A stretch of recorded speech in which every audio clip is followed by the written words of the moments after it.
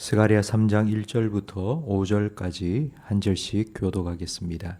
대제사장 여호수아는 여호와의 천사 앞에 섰고 사탄은 그의 오른쪽에 서서 그를 대적하는 것을 여호와께서 내게 보이시니라.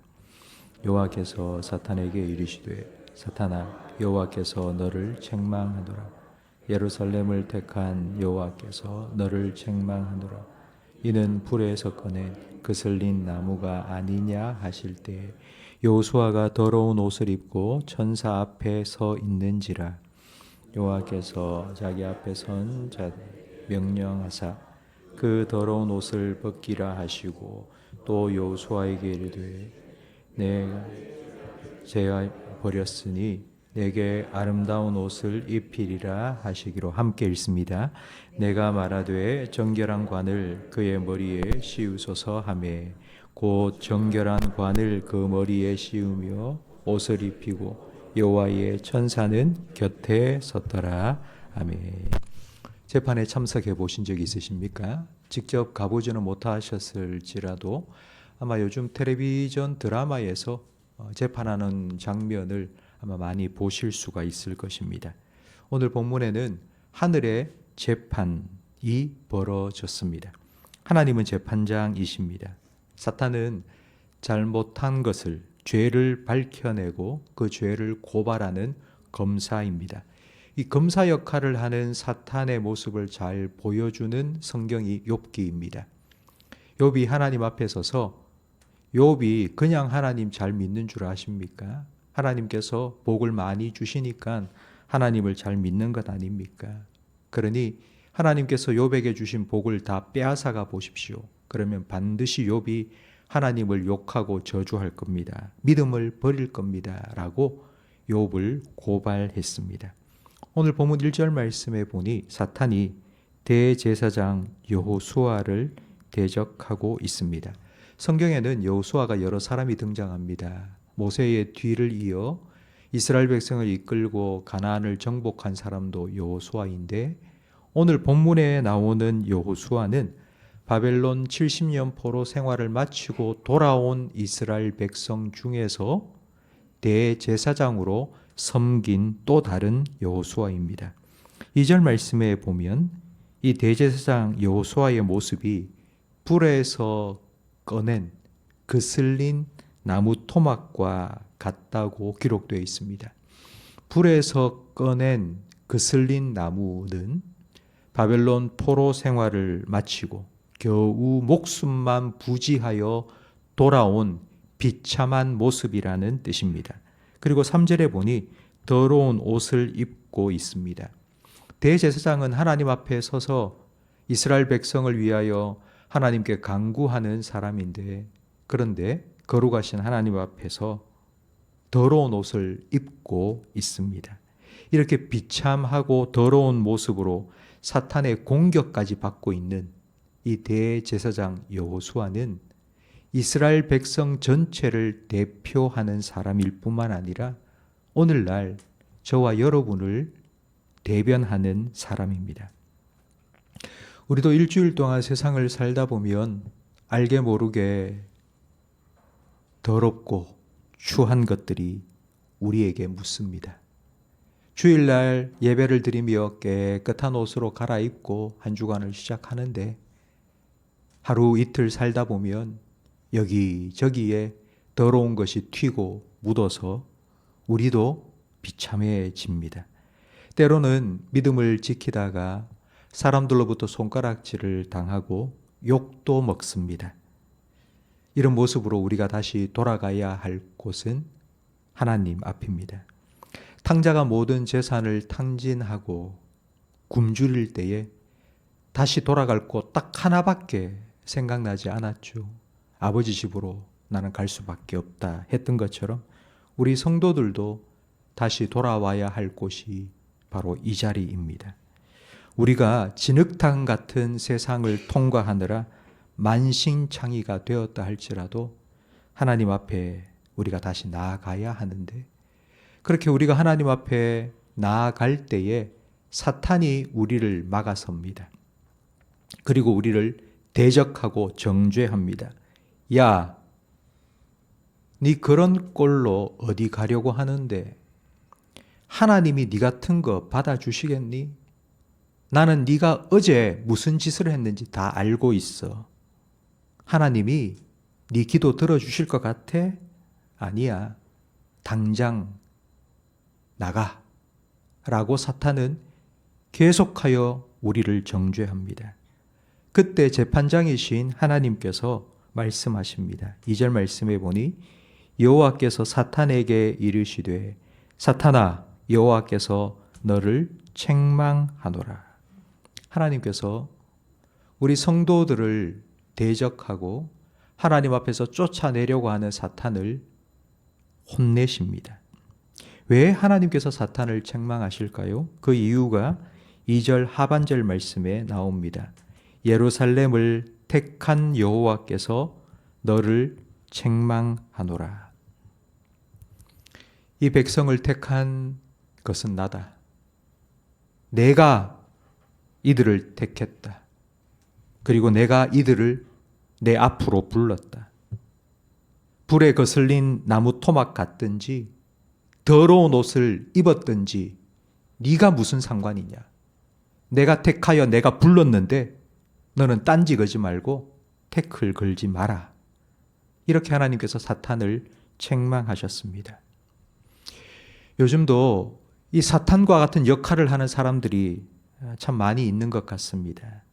성도들이 문제가 있다. 한국 교회는 이런저런 문제가 참 많은 곳이다. 이렇게 성도와 교회를 향해 시비 걸고 비난하는 사람들이 그 어느 때보다도 많아진 것 같습니다. 그들이 하는 말을 들어보면 지어낸 말이 아닙니다. 분명히 교회와 성도들 안에 문제가 있습니다. 우리가 반박할 수 없는 사실입니다. 그러나 하나님께서 그런 교회와 성도를 선택하셨습니다. 그리고 하나님께서 그들을 하나님 앞으로 예배자로 부르셨습니다. 4절 말씀에 보면 하나님께서 그렇게 비참하고 더러운 모습을 한 성도와 교회를 하나님 앞으로 부르신 목적이 기록되어 있습니다. 여호와께서 자기 앞에 선 자들에게 명령하사 그 더러운 옷을 벗기라.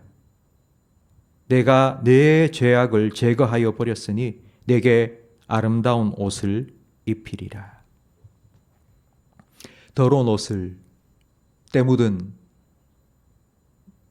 비참한 모습을 가지고 있던 여호수아를 대제사장답게 다시 회복시켜 주시기 위해서 하나님께서는 불러 주셨습니다. 저는 어제 오늘 본문 말씀을 묵상하면서 에덴 동산의 한 장면이 떠올랐습니다. 아담과 하와가 먹지 말라 한 선악과를 따먹은 불순종의 죄를 짓고 너 자기의 몸을 나뭇잎으로 옷을 만들어 가렸습니다. 근데 나뭇잎 옷이 얼마나 오래 가겠습니까? 하루 이틀 지나면 말라서 부스러져 버릴 텐데 하나님께서는 그들을 위해 가죽 옷을 지어 입히셨습니다. 가죽 옷을 만들려면 짐승이 죽어야 합니다. 생명의 희생이 있어야지만이 가죽 옷을 만들 수 있습니다. 한문에 의롭다 할 의자를 보면 위에는 양이 있고 그 밑에는 나아가 밑에 있습니다. 저는 그 한문을 보면서 정말 성경의 진리를 아는 사람이 이 한문 한자 의자를 만들 것은 아닌가 생각이 들었습니다. 의라는 것은 양이 나를 덮고 있는 것입니다. 창세기의 가죽옷이나 그리고 오늘 본문에 더러운 옷을 벗기고 대제사장 여호수아에게 입혀준 그 아름다운 옷은 바로 우리의 어린 양 되신 우리를 위하여 대속의 죽음을 죽으신 바로 예수 그리스도를 상징합니다. 재판장이신 하나님께서 우리를 고발하는 검사인 사탄을 책망하고 계시는데 그런데 여러분이 본 재판장의 재판 장면에서 한 역할이 빠진 것 같지 않습니까? 재판장이 있고 피고인 우리가 있고 검사가 있고 또 한 사람이 필요하죠. 바로 변호사입니다. 우리를 위해 변호해 주시는 분, 우리의 중보자이신 예수 그리스도이십니다. 내 대신 죄인이 되어서 십자가 위에서 내 죄의 값을 다 치루어 주신 예수님, 그 예수님께서 우리의 의가 되어 주셨습니다. 더 이상 사탄의 정죄를 받지 않고 우리는 비참하고 더러운 옷 다 벗고 사랑받고 존귀한 하나님의 아들, 딸의 옷을 입고 담대하게 은혜의 보좌 앞에 나아갈 수 있습니다. 성도 여러분, 예수님께서 이렇게 우리의 더러운 옷을 벗기시고 의의 옷을 입혀 주신 이유는 한 가지입니다. 하나님과 화목하기 위함입니다. 더 이상 하나님과 우리 사이를 막는 모든 방해물들은 없습니다. 사탄의 정죄도 하나님께서 막아 주셨습니다.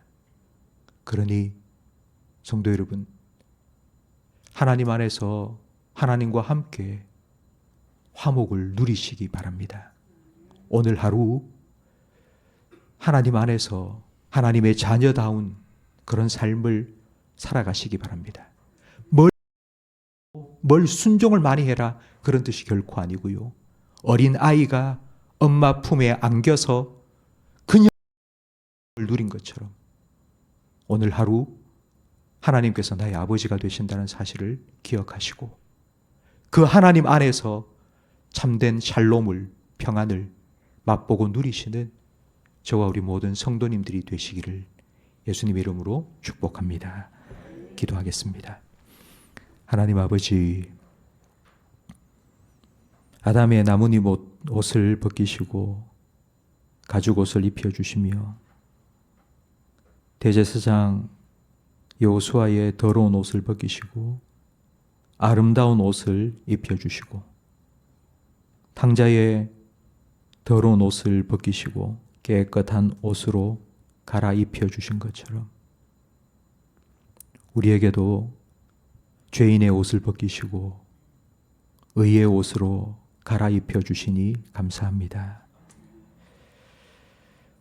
우리가 예수님을 믿음으로 죄인이지만 의롭다함을 받고 은혜의 보좌 앞에 담대히 나아가 하나님을 만나 하나님과 함께 살아갈 수 있는 자녀의 특권을 누리며 살아가고 있지만 매일매일 우리의 삶을 돌아보면 사탄의 정죄에 또 넘어질 수밖에 없는 그런 실수와 잘못과 죄악을 반복해서 저지르고 있사오니